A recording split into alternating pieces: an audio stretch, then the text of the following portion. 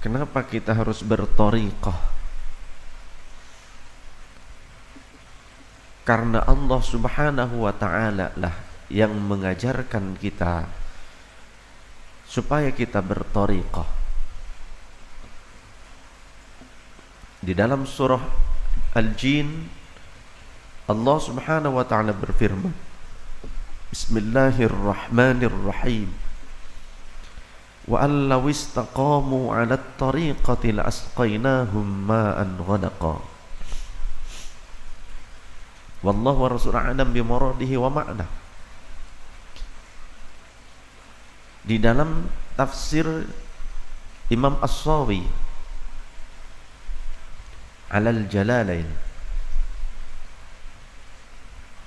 penjabaran secara luas makna dari ayat itu, andaikan orang-orang yang beriman mereka istiqomah, tetap teguh ala thariqati, pada thariqah, pada jalan yang lurus, jalan untuk menempuh ridhonya Allah, jalan yang diridhoi Allah, jalan yang Allah ajarkan cara mencapai ma'rifat kepadanya, diajarkan melalui malak Jibril alaihissalam kepada kekasihnya Sayyiduna Muhammad sallallahu alaihi wasallam, yang kemudian jalan itu diajarkan cara untuk menempuh jalan tersebut oleh Rasulullah kepada para sahabat, kepada murid-muridnya. Kemudian para sahabat mengajarkan kepada tabi'in, tabi'in mengajarkan kepada atba'ut tabi'in. Bahkan ada kalanya sahabat yang lain mendapatkan pengajaran dari sahabat yang lainnya, seperti sahabat Salman Al-Farisi mendapatkan pelajaran dari sahabat Abu Bakar Siddiq radhiyallahu an, padahal sahabat. Yang terus menerus hingga kepada Sultanul Awliya Sayyidina Maulana Syekh Bahauddin An-Naqsyabandi, terus kepada Sultanul Awliya Maulana Syekh Muhammad Nazim Al-Haqqani, kepada mursyid kita Al-Qutb Al-Arif Billah Maulana Syekh Syam Al-Qabbani.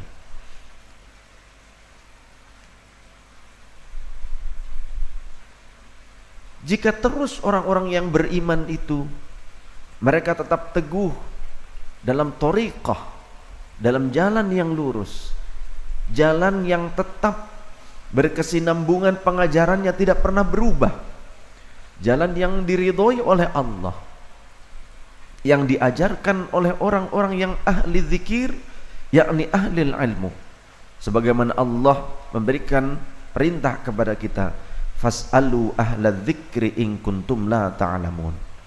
Wallahu rasulullah alam bimuradi wa ma'na. Tanyakanlah oleh kalian kepada ahla dzikri. Ahla dzikri ini yang dimaksud ay ahlal ilmi, orang yang ahli ilmu, yakni orang yang mengerti, orang yang memiliki ilmunya, bukan secara otodidak, tapi orang yang memiliki validitas ilmu, yang memiliki sanad ilmu, yang dengan ilmunya dia bisa mengingat Allah Subhanahu wa ta'ala, atau mengajak dan mengajarkan orang lain mengingat Allah, atau mengingatkan kepada orang lain untuk mengingat Allah. Itu makna fas'alu ahla dzikri in kuntum la ta'lamun. Karena banyak orang yang punya ilmu tapi tidak ingat kepada Allah Subhanahu wa ta'ala. Kadangkala dengan ilmunya dia dalam kondisi sombong, kadangkala dengan ilmunya justru dia menipu orang lain. Dengan ilmunya dia mengharapkan popularitas semata. Dia punya ilmu tapi tidak zikir kepada Allah. Dia punya ilmu tapi tidak eling, tidak ingat kepada Allah Subhanahu wa ta'ala. Maka Allah tidak memerintahkan fas'alu ahlal ilmi in kuntum la ta'lamun. Karena banyak orang-orang yang ahli ilmu saja tanpa zikir, mereka justru cenderung menjadi penipu terhadap umat atau menjadi orang-orang yang sombong. Apakah iblis Azazil itu tidak berilmu? Iblis itu ma'rifat. Sebelum dia dilaknat, bahkan setelah dilaknat pun dia masih dikategorikan ma'rifat. Karena dulu iblis pernah begitu dekat kedudukannya dengan Allah Ta'ala, begitu mulia di hadapan Allah Ta'ala. Di dalam kumpulan para malaikat, iblis begitu mulia karena ma'rifat, punya ilmu tentang ketuhanan. Karena seorang abid, ahli ibadah, namun ketika diuji oleh Allah untuk meredam egonya, kalau penyucian jiwa, kata Imam Ibnu Athaillah As-Sukandari, itu mudah sebetulnya, cukup mudah, tazkiyatun nafsi. Tapi yang sulit itu apa? Mengendalikan apa yang ada di antara dua pundakmu, ego, keakuan. Maka Maulana Syekh Syam sering mengajarkan kepada kita, hilangkan keakuanmu. Andai pun kau banyak ilmu, andai kau ahli ibadah, andai kau punya kedudukan yang tinggi, andai kau punya harta yang berlimpah, tapi jika kau masih diperbudak oleh egomu, jangan harap engkau berada pada posisi seorang abid, seorang abdun, seorang hamba. Jangan kau kira dirimu seorang hamba. Walaupun hamba, ya mungkin abdun asi, hamba yang bermaksiat. Karena setan juga seperti itu, hamba Allah yang bermaksiat. Makanya ketika dia ingkar kepada Allah disebutlah kafir. Ingkar, diuji oleh Allah. Bersujudlah kalian semua kepada Adam. Maka yang lain bersujud, illa iblisa, kecuali iblis. Kenapa? Aba, menolak. Aba itu menolak dalam perasaan dia lebih mampu terhadap seluruh ciptaannya Allah untuk menguasai mereka. Iblis merasa lebih hebat dibandingkan yang lainnya. Jadi aba, menolak dengan kesombongan.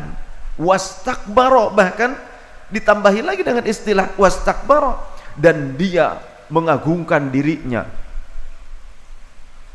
Khalaqtani min narin wa khalaqtahu min tin, kata iblis, kau ciptakan aku dari api, sedangkan engkau ciptakan dia Adam dari tanah lempung yang mengandung lumpur hitam.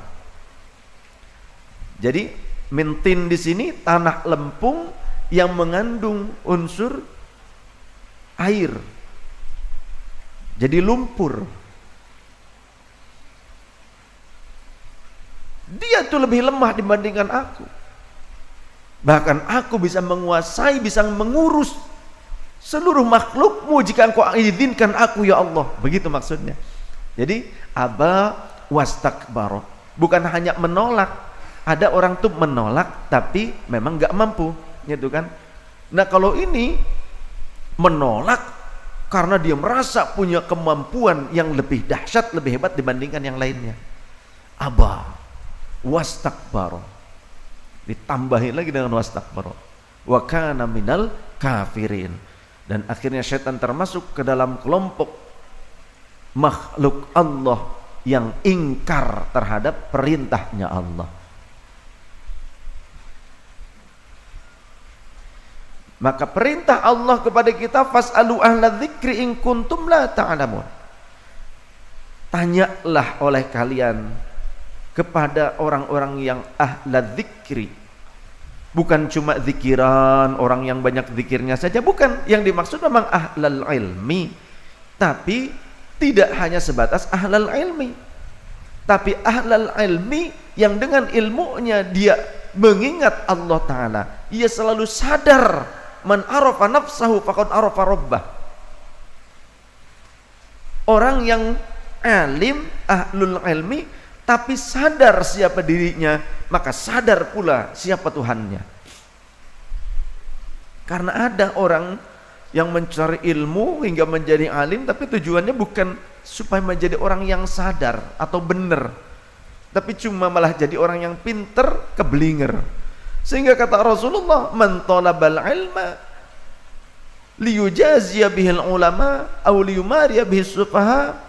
Siapa yang mencari ilmu tujuannya hanya untuk merasa lebih hebat dibandingkan para ulama yang lain, ingin lebih hebat dibandingkan ulama-ulama yang lain, aw liyumariya bihis sufaha, ataupun hanya untuk memonopoli orang-orang awam, membodohi orang-orang yang bodoh, atau supaya orang lain itu memuji dia, supaya orang lain itu memuliakan dia, maka adkhulahullahun nar, Allah akan memasukkannya ke dalam neraka walaupun ahli ilmu, karena dia ahli ilmu tapi bukan ahli dzikri, bukan ahli mengingat Allah Ta'ala.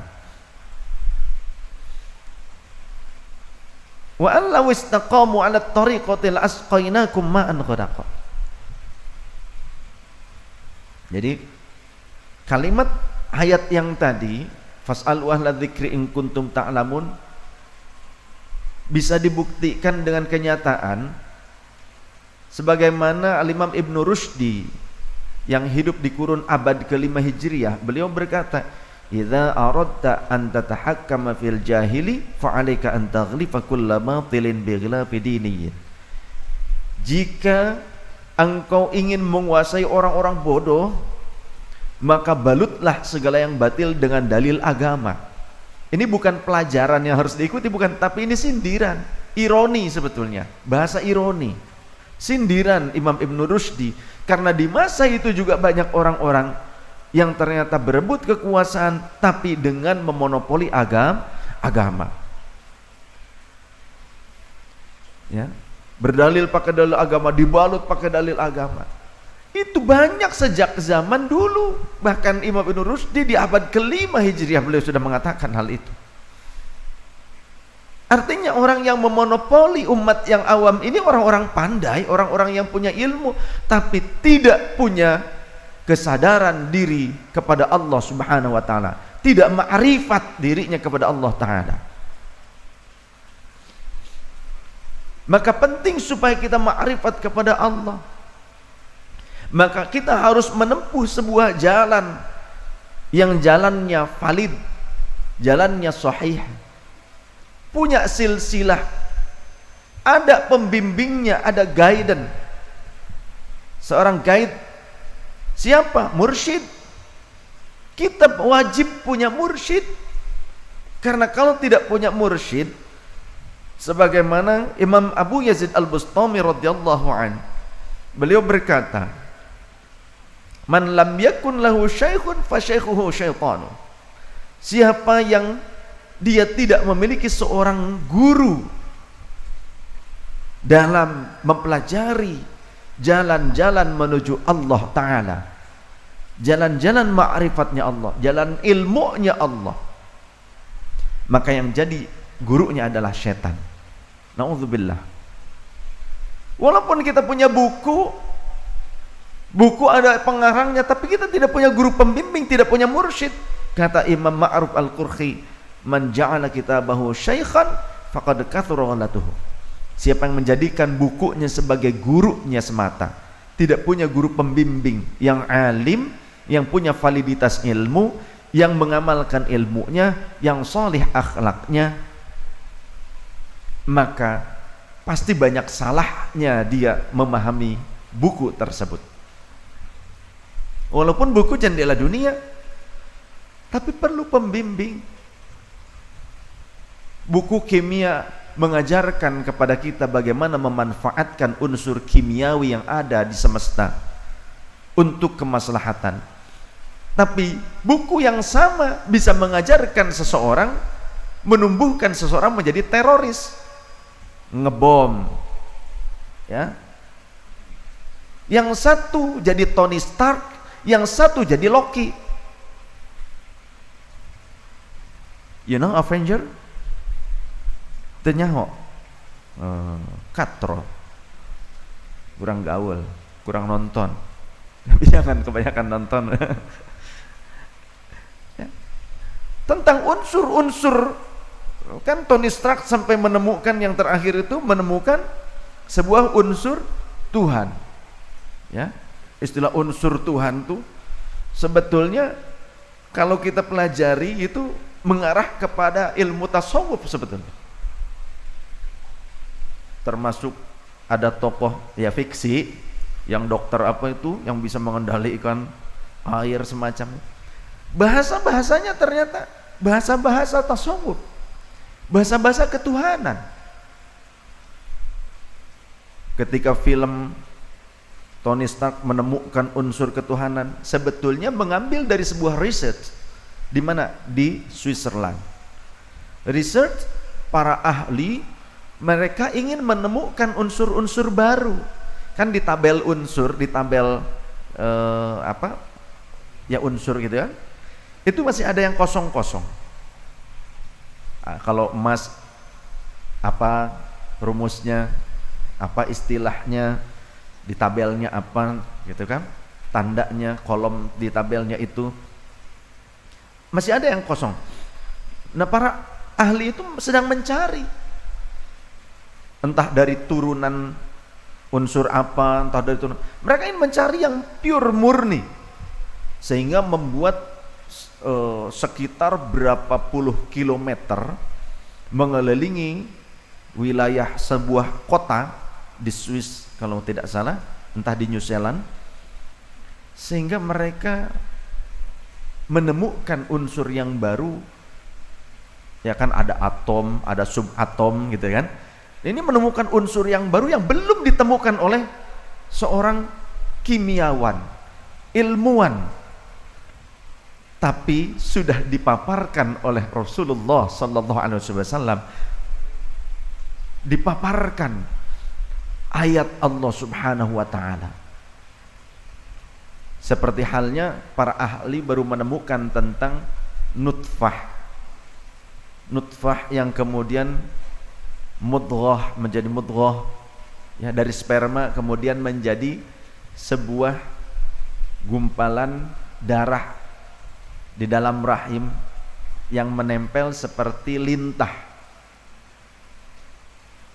Al-Quran sekian abad lamanya telah menyatakan hal itu, tapi ilmu sains para ahli baru terkuak di masa sains modern, jauh sekian abad lamanya, sehingga di antara mereka banyak yang masuk Islam. Jadi kalau kita pelajari ada ayat-ayat sains, maka kita bisa menjadi makrifat sebetulnya. Bukan hanya kita, ya jelas memang sholat jangan ditinggalkan dan sebagainya, jangan ditinggalkan. Tapi ada kalanya seseorang bisa menjadi makrifat karena dia mempelajari ayat-ayat kauniyah. Bukan ayat yang tersurat, tapi ayat yang tersirat. Seperti halnya kalau kita pelajari bahwasannya nanti yang akan dibangkitkan setelah kita meninggal, hancur, itu dari mana? Unsur apa yang tidak akan pernah rusak, dan dari situlah kita akan kembali tercipta menjadi sempurna. Ditemukanlah ternyata tulang ekor. Tulang ekor itulah yang tidak akan dibuat rusak oleh Allah, sehingga walaupun sudah berantakan tulang-tulang yang lainnya, sudah rusak, rapuh, keropos, hancur, tapi unsur tulang ekor itu tidak akan dibuat rusak, sehingga dari situlah nanti akan kembali menjadi satu kesatuan tubuh kita, fisik kita yang sempurna pada saat dibangkitkan dari kematian. Peneliti yang non muslim banyak akhirnya yang menjadi Islam karena mereka mendapati Al-Quran telah menjelaskannya sekian lama, Rasulullah SAW telah menyampaikannya sekian lama. Pelajari.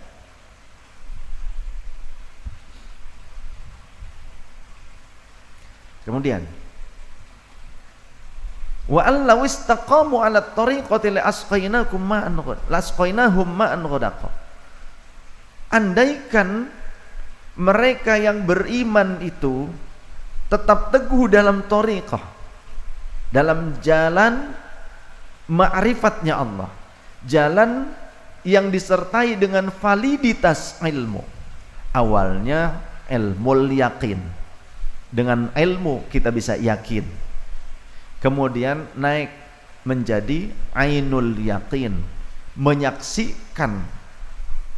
Ilmul yakin kita pelajari Al-Quran, kita pelajari sunnah Rasul, pelajari kitab-kitab para ulama, pelajari ilmiah yang sebenarnya turunan dari Al-Quran, turunan dari hadis Rasul, penjabaran yang luas dari itu semua.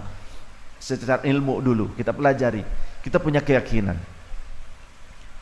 Kemudian ketika kita melakukan riset, baru kita menyaksikan kenyataan.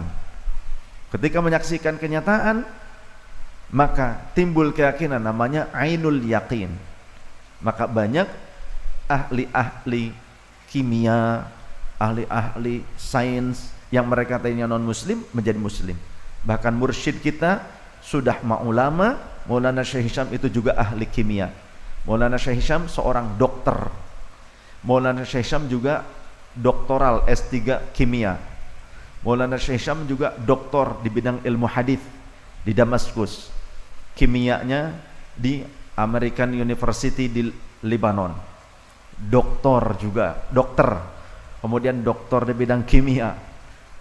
Kemudian doktor di bidang syariah, di bidang ilmu hadis di Universitas Syekh Ahmad Kiftaro, Damaskus. Kemudian juga doktoral PhD di bidang apa? Di sastra Perancis. Guru kita luar biasa, yang besok insya Allah, kalau tidak salah besok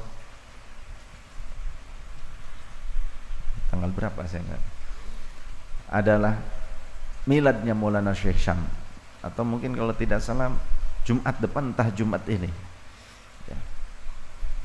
Kita haturkan sholawat sebanyak-banyaknya, hadiahkan kepada beliau sholawat. Karena ketika Maulana Syekh Syam ditanya oleh seorang murid, bagaimana ya Maulana cara seorang murid bisa lebih dekat dan membuat bahagia mursyidnya, kata Maulana, perbanyaklah sholawat kepada baginda Nabi SAW. Karena nyata laskar sholawat Ahbabur Rasul ketika Maulana Syekh Syam masih ke Indonesia, yang terakhir itu, bukan terakhir lah ya, jangan terakhir, jangan, mudah-mudahan kemari lagi. Maulana ingin ke Indonesia, cuma tim dokter belum mengizinkan.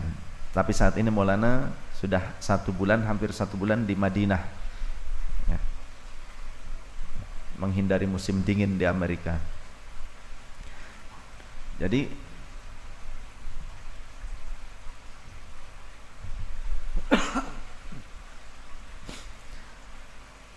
laskar salawat Ahbabur Rasul datang sowan ke Maulana Syekh Hisham di Jakarta. Beliau dibelikan rumah oleh muridnya di Jakarta. Kemudian setorlah, ya Maulana, kami telah membacakan salawat ini dan kami hadiahkan kepada Rasulullah SAW dan ahlul baitnya, keluarganya, juga kepada guru-guru kami, mursyid kami, para ulama aulia, dan kepada engkau ya Maulana. Telah terkumpul sekian juta salawat, karena kan diakumulasikan, dikolektifkan. Kata Maulana, itu detail, tidak gembleng secara 10 juta contoh, enggak begitu, detail, sekian digit sampai digit terakhirnya, nominal terakhirnya disebutkan, karena tercatat, setoran terus jemaah kita. Kata Maulana, tidak, bukan segitu, kata Maulana, tapi yang benar sekian. Tapi ini kami sudah mencatat setiap hari ya Maulana. Bukan segitu, bukan. Lebih dari itu. Yang benar sekian, kata Maulana. Kemudian, baik Maulana, terima kasih gitu. Ya, teruskan, kata Maulana. Laskar Sholawat Ahbabur Rasul keluar. Sudah beres sholatnya. Rekap lagi. Apa iya ya? Coba rekap ulang. Ternyata yang hari itu ada yang belum kerekap. Total semua kan ada rekamannya, direkam sama teman-teman. Pas di total, coba buka lagi rekamannya. Apa yang diungkapkan oleh Maulana Syekh Hisham sampai digit terakhir sesuai dengan rekapan terakhir setelah mereka selesai sholat. Sallu ala Nabi Muhammad. Subhanallah, alhamdulillah. Jadi mursyid kita tuh tahu, jangankan Rasulullah sallallahu alaihi wasallam. Mursyid kita tuh tahu. Cuma hebatnya mursyid kita begitu pandai menutupi kelemahan dan kekurangan kita. Mursyid kita tahu, guru kita tuh tahu tentang jeleknya kita. Baiknya kita tahu, lebih tahu jelas. Tapi jeleknya kita pun lebih tahu dibandingkan diri kita. Itu nyata. Hanya saja kasih sayang mereka lebih besar dibandingkan rasa bencinya mereka. Harapan mereka supaya kita nih selamat itu lebih besar dibandingkan cuek membiarkan kita celaka. Jiwanya itu sebetulnya memperhatikan kita. Apalagi Rasulullah sallallahu alaihi wasallam, terlebih Allah azza wa jalla. Mursyid kita begitu detailnya tahu sholawat kita. Bagaimana Rasulullah? Kata baginda Rasul, tu'araduna alayya sholatukum. Sholawat kalian disampaikan kepadaku, dihaturkan kepadaku. Maka tahulah Rasulullah saat kita bersolawat kepadanya, dari siapa solawat itu? Dari fulan bin fulan bin fulan. Nama orang tua kita disebutkan. Apa tidak bangga? Kita telah membawa nama kita di hadapan Rasul sallallahu alaihi wasallam, membawa leluhur kita di hadapan baginda Rasul. Sedangkan orang tua kita yang melahirkan itu orang tua yang menjadi asbab kita dilahirkan ke alam dunia. Tapi jangan lupa ada hakikat orang tua batiniyah, ruhiyah yang mengangkat kita dari alam penuh kekotoran ini supaya kita kelak tembus ke alam ruhani yang suci, supaya kita bisa tembus ma'rifat hingga selamat dunia wal akhirah. Itulah mursyid kita yang mencintai dan menyayangi kita, terus memperjuangkan kita yang bukan anak kandungnya lebih daripada keluarganya sendiri. Memperjuangkan murid-muridnya tuh sama seperti kepada keluarganya, bahkan didahulukan dibandingkan orang lainnya.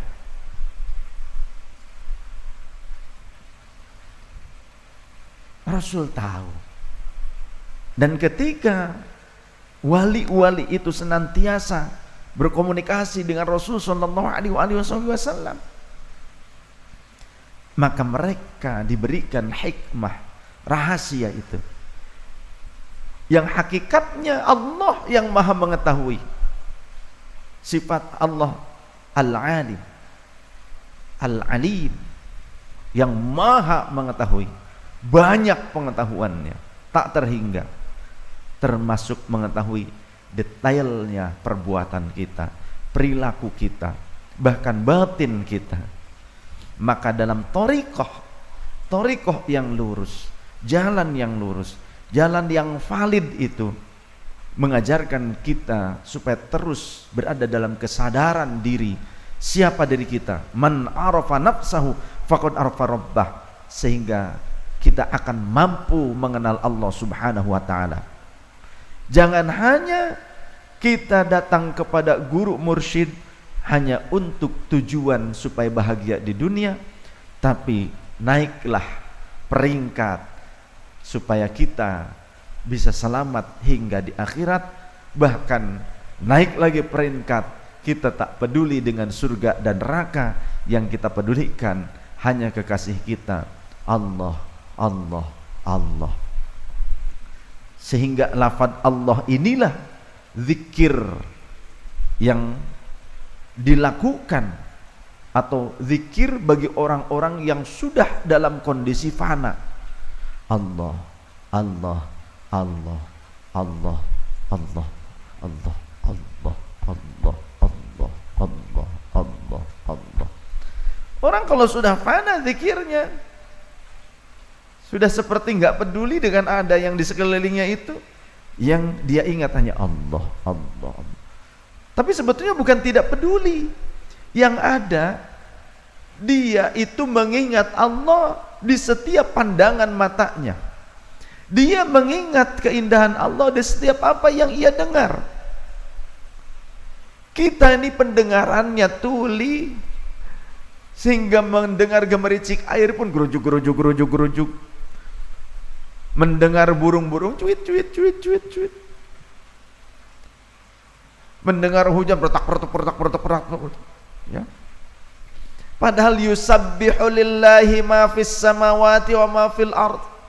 Semua yang di langit dan di bumi bertasbih semuanya. Kalau ma'rifat, kita bisa mendengar suara-suara itu sebetulnya suara-suara zikiran kepada Allah. Angin bertiup kepada dedaunan-dedaunan itu ternyata berzikir. Suara hujan itu bukan pertak-pertak ternyata. Suara halilintar. Yang ada kita mendengar suara-suara malaikat yang membawa setiap tetesan air. Kata Maulana Syekh Syam, setiap tetes air dari langit itu dibawa oleh satu malaikat, satu tetesan. Sampai ketika terus dia membawa rahmatnya Allah, dia meminta keberkahan kepada Allah, terus sambil berdoa para malaikat itu, sampai kemudian dibawanya ke bumi.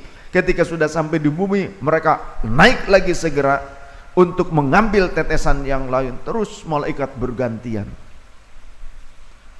Maka para awliya Allah tidaklah bersedih dengan hujan. Para awliya Allah itu merasa nikmat karena mereka sedang memandang para malaikat dan mendengar gemuruh malaikat itu yang sedang berzikir serta berdoa. Maka kata baginda Rasul, salah satu waktu mustajabah inda nuzulil matar, indal imtitar, yakni ketika turunnya hujan. Maka saat turun hujan tuh jangan dia menyumput sisimbut, ya, ngumpet berselimut, ya ayyuhal muddathir, hei manusia yang berselimut. Kalau itu kepada Rasulullah, tapi kepada kalian ya ayyuhal muddar. Ya Rabbi ya Rahman. Mendengar suara petir dedek, bertasbih subhanallah, astaghfirullahaladzim. Para awliya Allah tidak takut, sehingga kalaupun ada petir nyasar pegang, gitu kan. Ada kisah wali di mana ketika sedang ngaji ada petir jeldar jeldar jeldar jeldar, wali keluar langsung tangkap. Sehingga di tempat itu sampai sekarang nggak ada petir, petirnya ngeri. Jadi tombak, jadi tongkat, tapi batu bentuknya.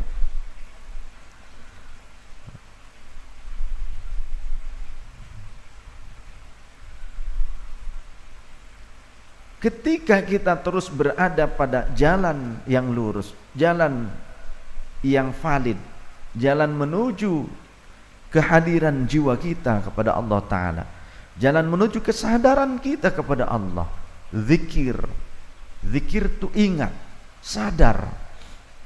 Wa allau istaqamu, jika kalian istiqomah, jika orang-orang beriman itu istiqomah dalam thariqah yang lurus itu, la asqainakum ma'an ghadaqa, maka pasti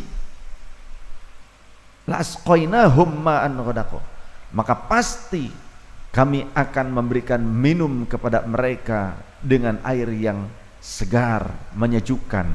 Apa itu? air dari telaganya Rasul sallallahu alaihi wasallam, telaganya Kautsar.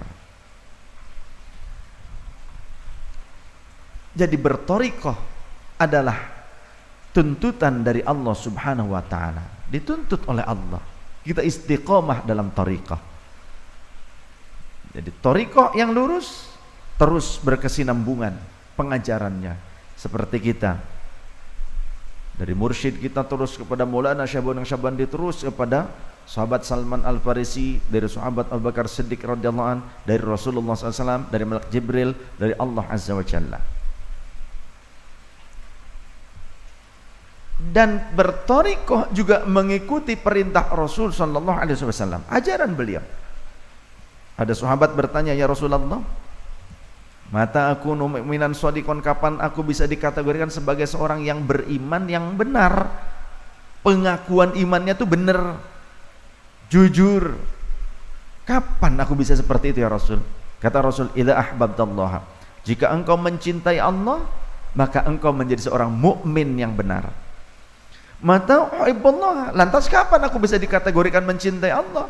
Kata Rasul, idza ahbabta rasulah, jika engkau mencintai Rasulnya Allah, maka engkau hakikatnya mencintai Allah. Maka begitu pula dengan cinta. Ketika kita mencintai Rasulullah, hakikatnya kita taat kepada Allah dan mencintai Allah. In kuntum tuhibbunallaha fattabi'uni yuhibbukumullahu wa yaghfir lakum dzunubakum. Wallahu rasul a'lam bi muradi wa ma'na. Jika kalian mencintai Allah, maka ikutilah aku, kata baginda Rasul sallallahu alaihi wasallam. Yuhibbukumullah, maka pasti Allah akan mencintai kalian. Wa yaghfir lakum dzunubakum, dan juga akan mengampuni dosa-dosa kalian. Jadi mengikuti jalannya Rasulullah, ittiba kepada thariqahnya Rasulullah itu menjadi sebuah jalan pengikisan dosa dan mendapatkan ridho serta rahmatnya Allah Subhanahu wa ta'ala.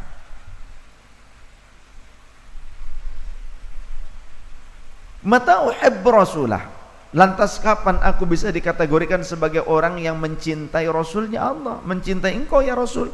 Ketika aku seperti apa? Idza ahbabta bihubbihi wa abghadta bibughdhihi.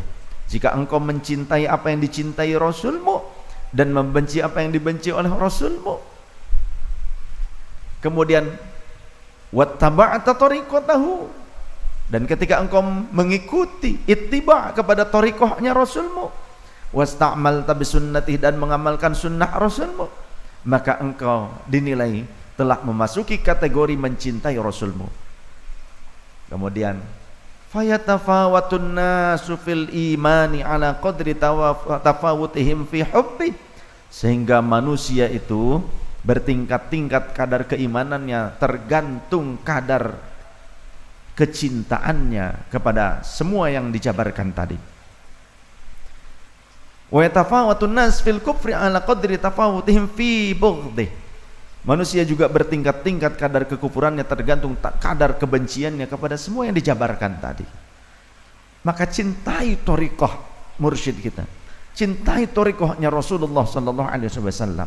In kuntum tuhibbunallaha fattabi'uni yuhibbukumullah wa yaghfir lakum dzunubakum.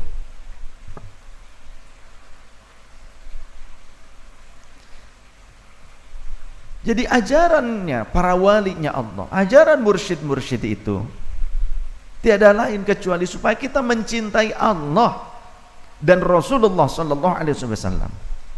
Jadi ajarannya itu ajaran cinta, yang hakikat kecintaan itu supaya dimuarakan kepada Allah dan Rasulnya.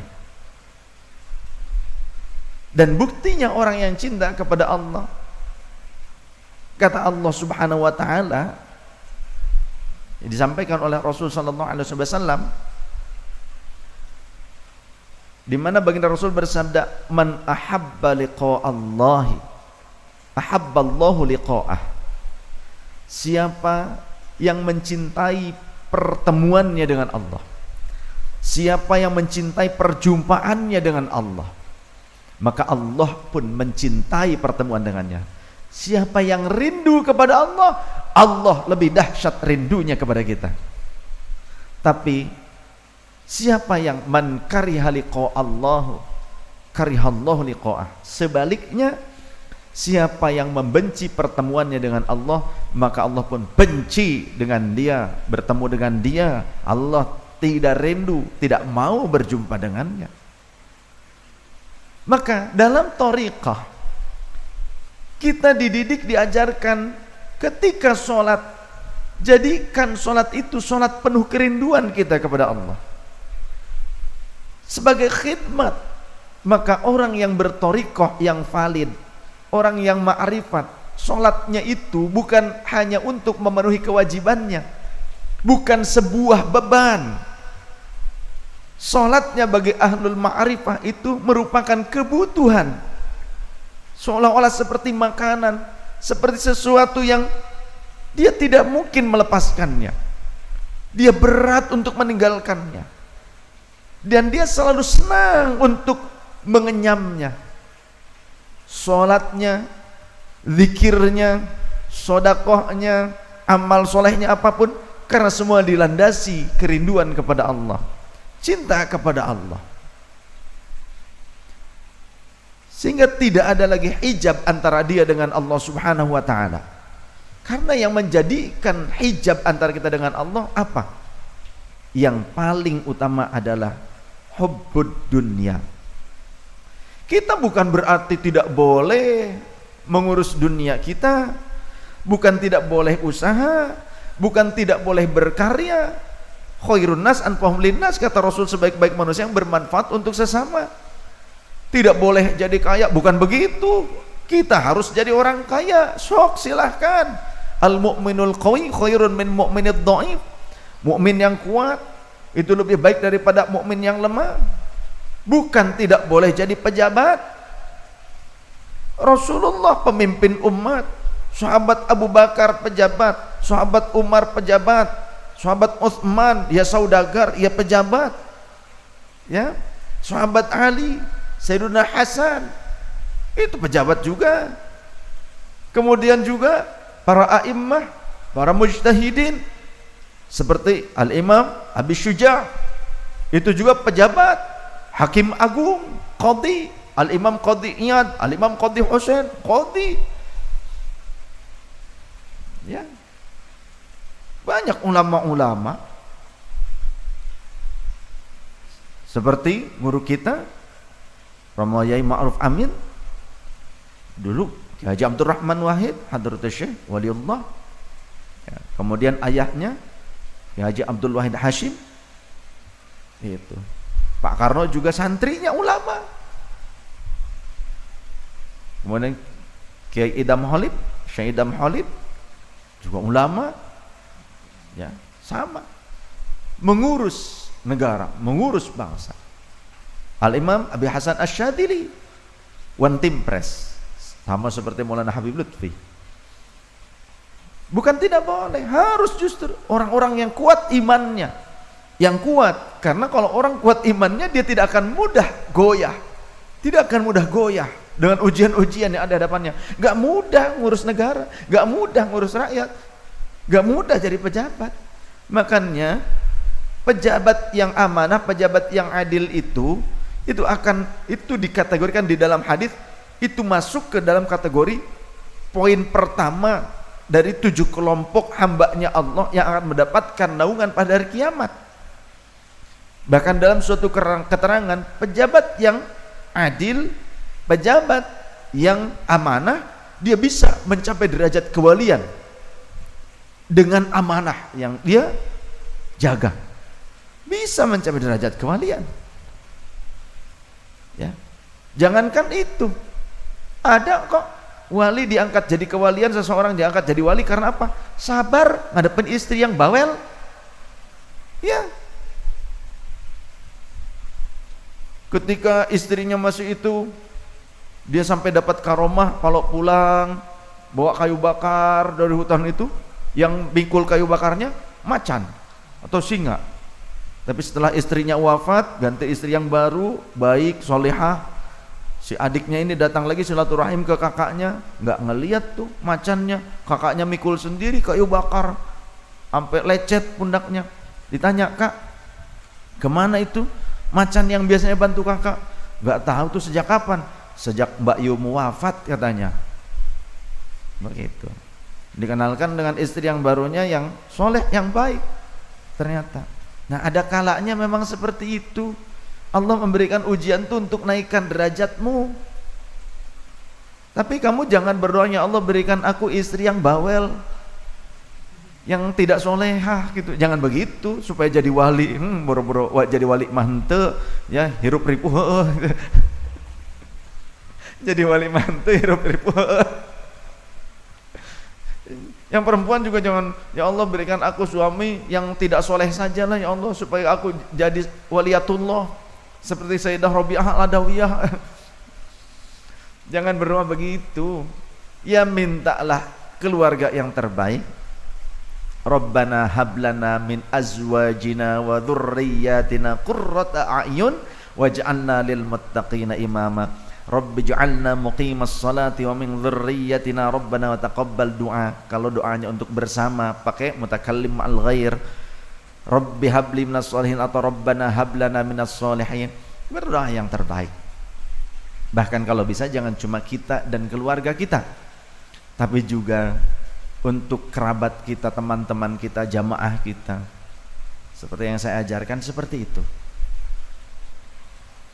Jadi ajaran thariqah yang benar, yang sahih, yang valid, yang mu'tabarah itu mengajarkan cinta, mengajarkan kelembutan, tapi juga ketegasan di dalam hukum. Saklek tapi tetap toleran di dalam hal-hal tertentu. Toleran itu bukan berarti mencampur adukan. Toleran itu bukan berarti melemahkan hukum, tapi toleran adalah menempatkan rukhsah pada tempatnya. Toleran menghormati sesama, menghormati yang lain ketika berbeda pendapat dengan kita, menghormati keyakinan orang lain. Karena ainul yakin itu belum tentu hakul yakin. Tadi kan ilmul yakin, kemudian naik jadi ainul yakin ya. Oh ternyata kandungan fosfor dicampur dengan charcoal, you know charcoal, arang ya, kemudian dicampur dengan yang lain.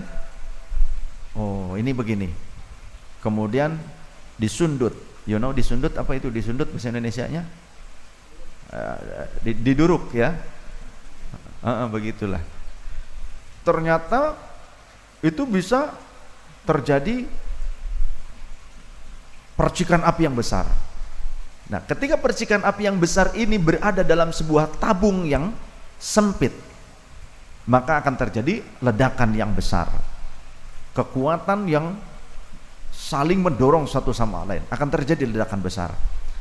Itu baru ainul yakin, yang katanya ini bisa menjadi pematik api.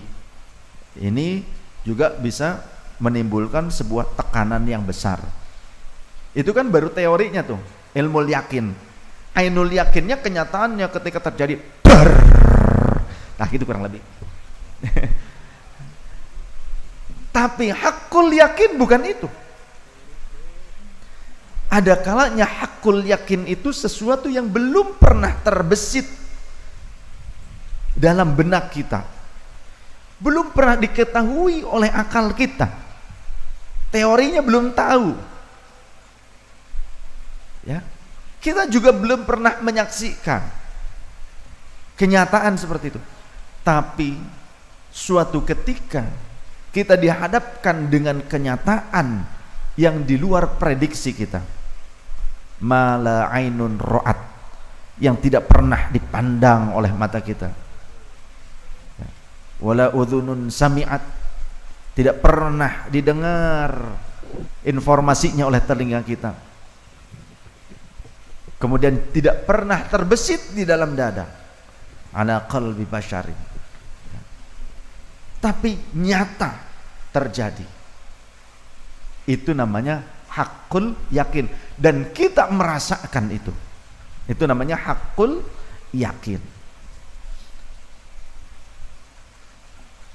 Contoh hal yang kita akan merasakan hakul yakin itu kematian. Saat ini baru ilmu yakin, gitu kan? Ilmu yakin kematian itu gini. Kata hadis, kematian itu kana baghtatan, mendadak. Itu baru ilmu yakin. Saat kita menyaksikan, baru kemarin kita berbincang dengan teman kita sehat belegeran, sehat walafiat, tapi tiba-tiba beda selang beberapa jam ada informasi sahabat kita wafat, gitu kan? Sahabat kita wafat, maka itu baru ainul yakin. Kita baru melihat kematian tersebut, belum pada hakul yakin. Mana hakul yakin? Coba jenengan mati baru ngerti. Wa'bud rabbaka hatta ya'tiyakal yaqin. Menghambalah kalian kepada Tuhan kalian hingga apa yang diyakini datang dengan benar-benar kita yakini. Apa itu? Kematian. Dan apa yang dijanjikan oleh Allah di dalam Al-Quran, disampaikan oleh Rasulullah SAW merupakan ilmu yakin, itu benar-benar terasa. Hakul yakin hanya akan dirasakan, bukan dipandang. Jadi hakul yakin itu rasa. Jadi ada kalanya rasa itu memang tidak bisa untuk dituliskan, diucapkan oleh kata-kata, digambarkan dalam sebuah bentuk prosa. Hakul yakin hanya bisa dirasakan oleh pemiliknya. Maka rasakanlah rasa cinta itu. Sampaikan diri kita kepada rasa cinta yang hakiki kepada Allah Subhanahu wa taala. Sehingga ada kalimat dari beberapa ulama, tidak akan orang merasakan hakikatnya ma'rifat dan cinta kepada Allah kalau belum merasakan fana. Kalau belum merasakan fana. Jadi benar saat fana itu, Masya Allah. Bahkan la khaufun alaihim wa lahum yahzanun, benar. Saat fana itu, itulah hakikat yang dirasakan dalam ma'rifat kepada Allah. Tapi fana itu ada yang memang terlihat, ya. Ada yang memang meminta wali-wali Allah itu kepada Allah, hamba-hamba Allah itu minta, ya Allah, fanaku jangan diperlihatkan kepada umat, kepada orang lain. Saking apa? Kadang wali itu khawatir orang lain mengetahui kewaliannya. Khawatir juga orang lain akan menjadi bingung. Khawatir. Ada kalanya wali-wali yang meminta kepada Allah supaya makom fananya, keadaan fananya, fana itu hilang segalanya. Kullu man 'alaiha fan wa yabqa wajhu rabbika dzul jalali wal ikram. Dalam kesadaran justru di mana dia sadar segala sesuatu itu fana, hilang, sirna kecuali Allah yang tetap. Maka zikir sirnya di dalam thariqah itu zikirnya Allah, Allah, Allah, Allah, Allah, Allah. Supaya atharnya, supaya bekasnya itu benar-benar makjeleb, supaya terukir kepada jiwa raga kita. Bagaimana? Ada metode yang oleh ulama diajarkan. Kalau ingin zikir Allah, Allahnya itu benar-benar berbekas, berathar, bagaimana? Dilipat lidahnya, dirapatkan giginya kecuali yang ompong, berarti gusinya, bibirnya dirapatkan, matanya dipejamkan, tarik napas sedalam-dalamnya, tahan dan getarkan qalbumu, kemudian seluruh jiwa ragamu getarkan Allah, Allah, Allah, Allah, Allah.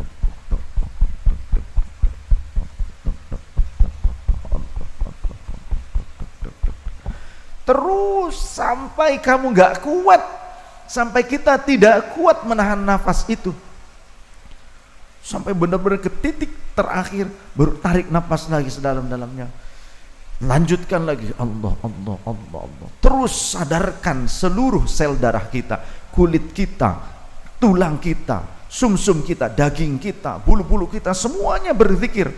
Setiap sel darah yang masuk ke jantung disinari oleh kolbu kita yang memancarkan sinar ilahiyah. Setiap sel darah yang melewati jantung kita terus mengalir ke akar rambut, akar bulu-buluan, bulu-bulu dan rambut kita berzikir. Kemudian nempel kemana? Ke kulit, nempel ke tulang, masuk ke sumsum, semuanya berzikir, semuanya Allah, Allah, Allah, Allah, Allah, Allah, Allah, Allah, semuanya berzikir.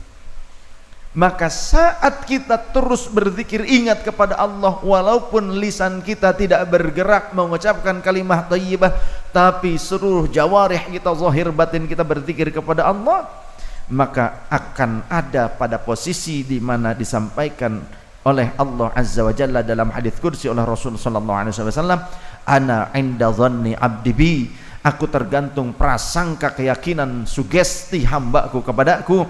Wa ana ma'ahu idza dzakarani, dan aku akan senantiasa bersama, ma'ahu, maqam ma'iyah, menyertai hambaku selama dia terus mengingatku. Dzakarani, berzikir itu ingat, jangan sampai lisannya mengucapkan kalimat thayyibah tapi jiwa kitanya ghaflah kepada Allah. Dalam suatu riwayat, ana ma'abdi, aku akan bersama hambaku, idza dzakarani, jika ia mengingatku, wa taharrakat bi syafatahu, dan basah bergerak lisannya untuk mengingatku, menyebut namaku. Jadi boleh zikir dengan lisan, boleh juga hanya dengan qalbu, boleh juga dua-duanya, jiwa dan lisan kita, jiwa raga semuanya bersatu, sinkron berzikir Allah, Allah, Allah, Allah. Maka memandang apapun dia sadar kepada Allah. Datang apapun nikmat, datang ujian yang tidak enak, semuanya sadar kepada Allah, tetap Allah, Allah, Allah, Allah. Dan saat si hamba dalam kondisi seperti itu, yakinlah Allah begitu dekat. Jika hambaku bertanya kepada engkau tentang aku, ya, maka katakanlah, fa inni qarib, sesungguhnya aku dekat. Bahkan nahnu aqrabu ilaihi min hablil warid, aku lebih dekat kepada hambaku dibandingkan urat kerongkongannya, maksudnya dibandingkan nyawanya sendiri. Nyawa bukan di urat kerongkongan, tapi itu istilah, karena umumnya orang kalau digorok, entah manusia ataupun hewan, digorok lehernya biasanya mati, seolah-olah nyawa itu ada di sini, padahal nyawa tidak di sini, tidak di tenggorokan, tidak di leher kita. Orang dicekik mati, seolah-olah kan nyawa itu adanya di tenggorokan. Maksudnya ketika kita saja tidak tahu posisi nyawa di mana, bentuknya seperti apa, ya, unsurnya dari apa itu nyawa, kita tidak tahu. Ternyata yang nyawa ada di dalam dada, di dalam jiwa, dalam diri kita, Allah lebih dekat dibandingkan nyawa kita. Ketika nyawa seolah-olah menjadi penentu kehidupan kita, andaikan nyawa masih ada di dalam jasad kita, kita masih hidup, nyawa keluar dari jasad maka kita akan mati. Tapi ketahuilah, kuasanya Allah, perhatiannya Allah, penelitiannya Allah lebih dekat dibandingkan nyawa kita sendiri. Maka thariqah itu menyadarkan kita akan hal ini, supaya dimanapun kita berada, sebagai apapun kita, pengusaha, pejabat, orang kaya, orang fakir, orang miskin, karyawan, bos perusahaan, atau apapun kita, orang parlemen, maka sadar saat itu kepada Allah, Allah, Allah. Tugasmu apa? Tugasmu adalah menghambakan dirimu kepada Allah, menyatakan, menyadarkan dirimu, kamu adalah hamba, dan hamba itu harus nurut kepada Allah, melaksanakan tugas-tugas ilahiyah. Tugas-tugas ilahiyah maksudnya tugas-tugas dari Allah. Apa itu? Mengamalkan nilai-nilai dari Asmaul Husna, sifat-sifatnya Allah itu ada di dalam diri kita, terekam di dalam diri kita, tinggal kita mengaplikasikannya dengan tepat, dengan benar. Kalau kita sadar, maka penting zikir. Sehingga kalau sudah zikir terus, mau diberikan nikmat tidak akan sombong, diberikan ilmu juga tidak akan jumawa, bukan untuk menipu orang lain, bukan untuk keminter, ya. Kemudian juga diberikan kekayaan, tidak pelit, tidak medit, tidak menjadi orang yang congkak, diberikan kepandaian, dia gunakan untuk kemaslahatan, dia gunakan untuk kebaikan. Kalau sudah sadar seperti itu, maka apa kata Al-Quran? Di Al-Quran ada kebalikannya, yakni bagi orang yang berpaling dari zikir kepada Allah. Wa man a'radu an dzikri fa inna lahu ma'isyatan dhanka wa nahsyuruhu yaumal qiyamati a'ma. Wallahu wa rasul a'lam bi murad wa ma'nah. Wa man a'radu an dzikri, siapa yang berpaling, menjauh, menghindar dari mengingatku, dari zikir kepadaku, fa inna lahu ma'isyatan dhanka, maka sungguh baginya ada penghidupan yang ruwet, sulit. Walaupun diberikan jabatan, walaupun diberikan kekayaan, diberikan usaha, perusahaan, walaupun diberikan kekayaan, diberikan kepintaran, strata pendidikan yang tinggi, apapun itu, ruwet, ya. Naik kelas, coba calon sarjana S1 dibandingkan S2 dibandingkan S3, ruwetnya yang mana? Yang S3 lebih ruwet lagi ternyata, ya kan?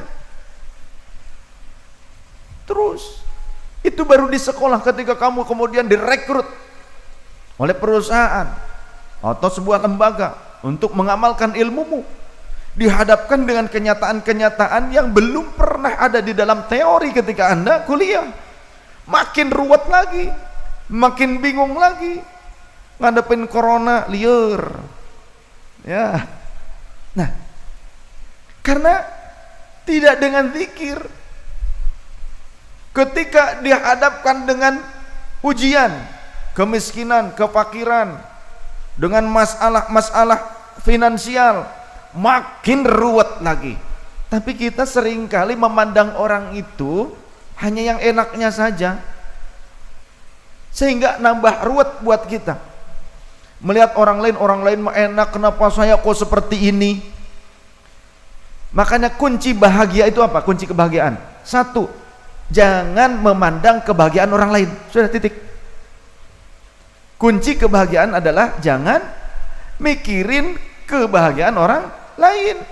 Kita sering lebih tertekan karena kita mikirin kebahagiaan orang lain, akhirnya lupa dengan kebahagiaan yang Allah berikan kepada kita, lupa mensyukurinya. Padahal kalau kita mampu pandai bersyukur, Allah akan tambahkan nikmat. Nikmat itu bukan berarti adalah banyaknya harta, strata pendidikan yang tinggi, rumah yang mewah, mentereng mobil yang mewah. Bukan itu. Nikmat adalah bagaimana ketika engkau merasakan cintanya Allah dalam setiap keadaan yang Allah berikan kepada engkau. Nikmat. Maka kadang orang-orang yang kaya, bahkan banyak yang bunuh diri, aktor Hollywood, tenar popularitas, artis-artisnya, ya, populer luar biasa, kekayaan, wah, tapi bunuh diri. Kenapa? Karena populer. Dia bunuh diri ternyata karena popularitasnya membuat dia terkurung, membuat dia tidak bisa bebas menikmati hidup. Kemana-mana ada paparazi dan buburazi, kakarazi, dederazi, ya. Dia tidak merasakan bebas. Tapi lihatlah burung, tak punya rumah, menclok di pohon depan rumah saya, di pohon palem, bikin ya rajutan sendiri, apa aja, ranting-ranting dari rumputan yang kering, bahkan ada tali. Pinter itu burung, pinter bisa ngikat, padahal kan gampang goyah, gampang jatuh.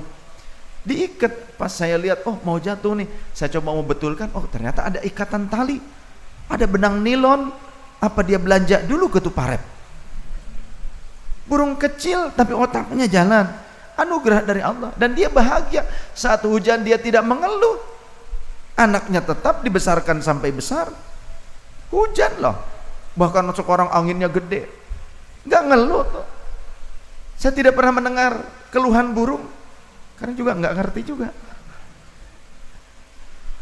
Tapi manusia yang otaknya lebih besar, tangannya mampunya, kemampuannya lebih besar, kakinya mampu melangkah lebih jauh, bisa mengendari kendaraan, tapi kok ngeluhnya itu nggak cukup dengan temannya, nggak cukup dengan curhat, tapi juga bikin status.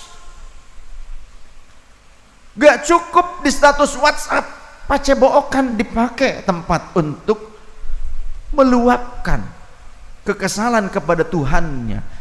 Sebetulnya dia itu sedang meluapkan kekesalan kepada Tuhannya, nggak sadar.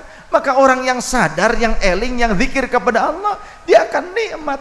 Maka yusabbihu lillahi ma fis samawati wa ma fil ard. Burung ketika mereka terus bertasbih kepada Allah Subhanahu wa taala, mereka terasa ringan beban yang dihadapi oleh mereka, walaupun kemampuan yang diberikan kepada mereka terbatas. Kenapa manusia selalu kufur kepada Allah? Bahkan qalilam ma tashkurun, sedikit sekali rasa syukurnya, walaupun kesempatan, walaupun anugerah begitu besar, begitu banyak Allah berikan kepada kita manusia. Subhanallah. Nastaghfirullahal azim. Jadi kunci kebahagiaan adalah syukur, sabar, tawakal, ikhtiar. Syukur, sabar, tawakal, ikhtiar. Syukur, sabar, tawakal, ikhtiar. Kalau kita cuma mengandalkan ikhtiar saja, ikhtiar harus, innallaha la yughayyiru ma biqaumin hatta yughayyiru ma bi anfusihim. Kita akan capek ngandelin kekuatan diri sendiri. Apa berarti ikhtiarnya nanti saja kalau sudah mentok? Bukan begitu. Lakukan ikhtiar, tapi jangan kau kalahkan tawakalmu. Jadi saat ikhtiar itu tawakal. Bukan berarti ikhtiar sudah mentok baru tawakal. Salah, bro. Kita sering kali baru alhamdulillah kalau sudah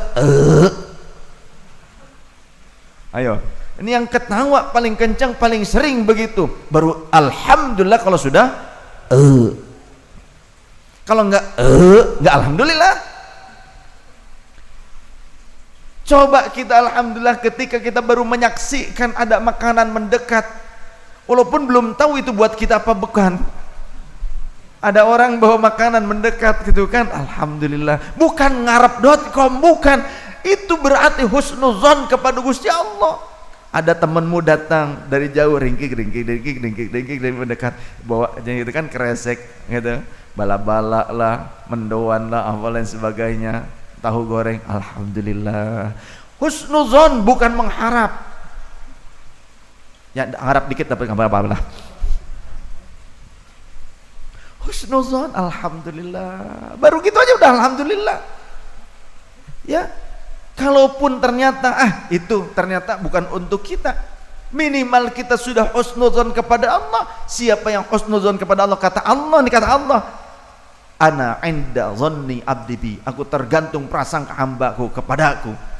Ketika sugestinya baik kepada Allah Ta'ala, maka andai pun yang datang yang kecil itu ternyata mendekat, ternyata bukan milik kita, malah ngelewos, yakin akan ada yang besar yang akan menghampiri kita. Jangankan kita yang menghampirinya, dia yang akan didatangkan oleh Allah Subhanahu wa Ta'ala, ditundukkan kepada kita. Yakin. Tergantung keyakinan kepada Allah. Dalam kitab Al-Jawharul Lim'ah, asyartul ula fi ijabati du'a tayaqanu, syarat diijabahnya doa keyakinan. Jangankan orang muslim, orang non muslim datang kepada kami minta doa, yakin diijabah. Yang stres 2 hari, yang gila 2 hari sehat, bukan karena kaminya, Allah mengijabah. Dia husnuzon kepada Tuhan tempat kami meminta.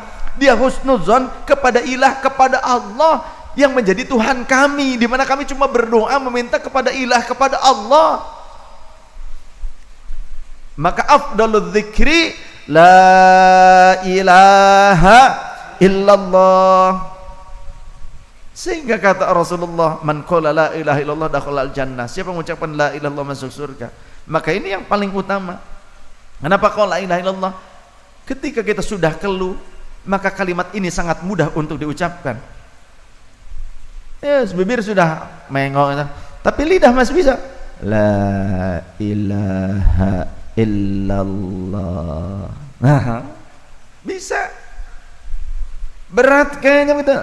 Allah, Allah, Allah, Allah. Tuh. Jadi dua zikir ini zikir utamanya thariqah. La ilaha illallah disebut nafyu itsbat. Nafyunya penafian la ilaha, tidak ada Tuhan yang hak untuk disembah. Itsbatnya tatsbitnya penetapan illallah, kecuali Allah. Sedangkan zikir yang keduanya adalah ismud dzat. Isim Allah, zat Allah yang paling ma'rifat adalah lafaz Allah. Maka tidak ada yang paling ma'rifat asma'nya Allah kecuali lafaz Allah. Maka para wali mengajarkan zikir Allah, Allah, Allah, karena ini diajarkan langsung dari Rasul sallallahu alaihi wasallam, terus berkesinambungan, sehingga inilah justru yang menjadi salah satu kunci kiamat datang. Sehingga kata Rasulullah diriwayatkan dalam Sahih Muslim, la taqumus saatu hatta la yuqala ala wajhil ardi Allahu Allah. Kiamat tidak akan berani datang selama di muka bumi masih ada yang mengucapkan Allah Allah, sehingga kiamat akan datang kalau di bumi sudah tidak ada lagi yang mengucapkan Allah Allah Allah Allah. Maka Anda pengamal thariqah adalah payung-payungnya dunia. Oh subhanallah, ya. Terus jadi waman a'rada an dzikri fa inna lahu ma'isyatan dhanka. Orang menjadi riweh, ruwet, banyak masalah dalam kehidupannya. Jangankan yang fakir, yang miskin, yang kaya, yang jadi pejabat, yang punya pendidikan yang tinggi, ternyata makin riweh, makin menghabiskan uang untuk strata pendidikan yang tinggi, tapi ternyata tidak berkarya, makin pusing, makin jadi omongan orang. Karuan kalau tidak punya strata pendidikan yang tinggi, jadi pengangguran, nggak jadi omongan yang berlebihan. Oh ini kayak si Dul kan, waktu belum dapat kerjaan kan, jangankan orang lain, bapaknya aja ngomel mulu tuh, ya, babe ngomel si babe. Nah maksudnya apa? Ketika orang hanya mengandalkan ikhtiarnya, kuasa dirinya saja, dia tidak ingat kepada Allah, tidak sadar, terlebih dia tidak pandai bersyukur, maka jangan harap dia akan merasakan bahagia. Yang namanya hidup pasti banyak ujian. Kalau banyak cucian namanya laundry. Dan ujian itu berupa nikmat dan juga ketidaknikmatan. Wala nablukum bisyarri wal khairi fitnah. Dan hanya orang-orang yang berzikirlah yang mereka akan menghadapi ujian yang enak ataupun tidak enak, tetap penuh rasa syukur, tetap ingat eling kepada Allah, sadar. Kalau sudah sadar, maka milikku adalah milik Allah. Hal yang tidak kau miliki semuanya milik Allah. Silahkan ya Allah, karena diriku pun adalah milik Engkau ya Allah. Jangankan yang kau milikkan kepadaku, yang kau berikan kepadaku, diriku saja ini adalah milik Engkau ya Allah. Diberikan nikmat apapun, syukuri. Shallu ala Nabi Muhammad.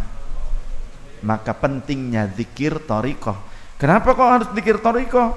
Karena zikir thariqah zikir yang jelas sanadnya, sumbernya dari Rasul sallallahu alaihi wasallam, dan juga yang mengajarkannya tidak asal, hanya orang-orang yang diberikan otoritas oleh mursyidnya, yang mursyidnya mendapatkan petunjuk dari Allah, dari Rasulullah SAW, dan dari para mursyid sebelumnya untuk menunjuk seorang murid atau murid-muridnya yang tertentu untuk melanjutkan otorisasi validitas dari ajaran thariqah tersebut. Jadi tidak mudah. Maka berarti orang ini orang yang terpilih, orang yang akan menjaga validitas ilmu tersebut sehingga terjaga terus kemurniannya. Karena tujuannya mereka para mursyid mengajarkan itu tidak ada lain kecuali mengajak orang untuk mencintai Allah dan Rasulullah SAW serta mencintai sesama. Jadi ajaran cinta seluruhnya. Kamu jadi pejabat berthariqah, kamu jadi pengusaha berthariqah, maka semuanya akan menjadi manfaat. Khairun nas anfa'uhum linnas. Jangan berpaling dari zikir kepada Allah. Wa may ya'shu 'an dzikrir rahmani nuqayyid lahu syaitanan fahuwa lahu qarin. Bahkan sebelum ayat ini, ayat yang tadi dulu belum selesai, wa man a'rada 'an dzikri fa innahu ma'isyatan dhanka wa nahsyuruhu yaumal qiyamati a'ma. Orang yang menjauh dari zikir kepadaku nanti hari kiamatnya akan digiring menjadi orang-orang yang buta. Man kana fi hadi a'ma wa huwa fil akhirati a'ma wa dhallu sabila. Siapa yang di dunia ini buta mata hatinya, maka di akhirat mereka akan lebih buta lagi dan tidak akan tahu jalan menuju keselamatan, menuju kenikmatannya Allah Subhanahu wa taala. Wa may ya'shu 'an dzikrir rahmani nuqayyid lahu syaitanan fahuwa lahu qarin. Siapa yang berpaling dari zikir kepadaku Zat yang Rahman, maka akan aku biarkan setan menjadi temannya, supaya tidak kesetanan, supaya tidak bersifat seperti sifat setan, supaya tidak gampang dibujuk rayu dengan was-was. Maka zikir terus, zikir, berupaya adalah dengan zikir yang sebenar-benarnya, dengan tujuan cintanya Allah, rindu kepada Allah Subhanahu wa taala. Mencintai Allah tentu harus mengikuti Rasulullah sallallahu alaihi wasallam, maka ajaran baginda Rasul diamalkan. Yang sunnah jangan dianggap bid'ah, yang benar jangan dianggap kafir ataupun syirik. Ajaran akhlaknya baginda Rasul jangan dirubah menjadi kebencian, caci maki, provokasi dan apapun itu karena dunia. Tujuannya supaya dapat proyek-proyek demonstrasi, supaya dapat proyek-proyek yang lain, dapat kucuran dana dari politik, karena ternyata dengan cara seperti itu gampang menyulut emosi umat, emosi masyarakat.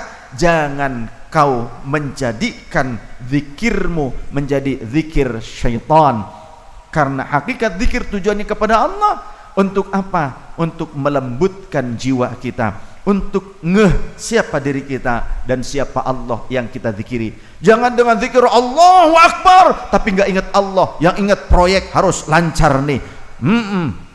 Gitu kan? Jangan karena itu Allahu Akbar pokoknya dapat bagian gitu. Jangan dengan seperti itu tujuannya. Maka innamal a'malu binniyat.